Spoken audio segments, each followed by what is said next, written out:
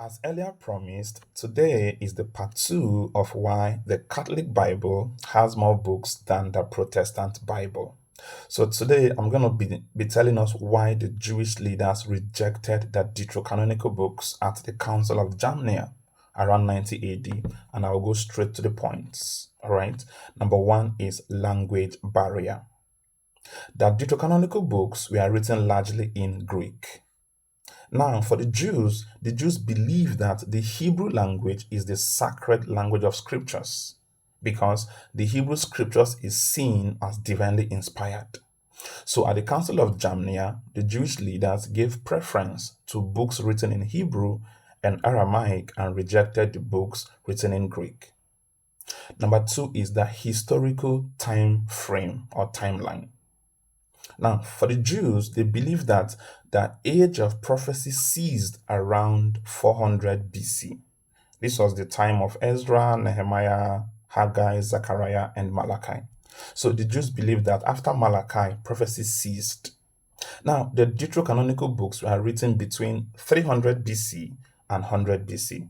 This time is also called the intertestamental period. So the Jews believe that these books were not fully inspired by God. So the books were rejected, even though they know about the books. Number three is doctrinal concerns.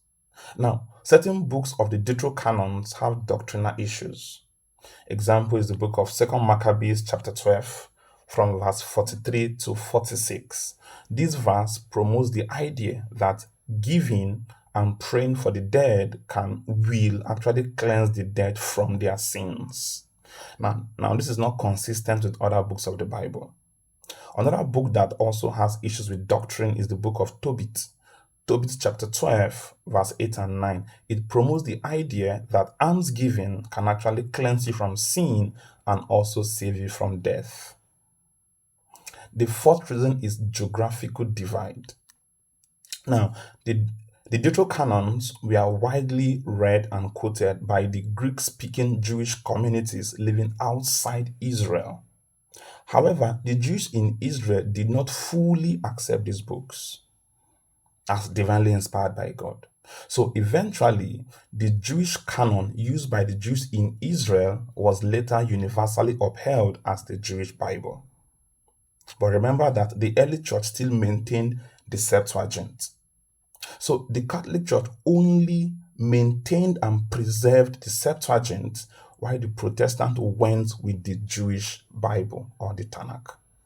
Is this simple? Hope it's clear. God bless you. Bye bye.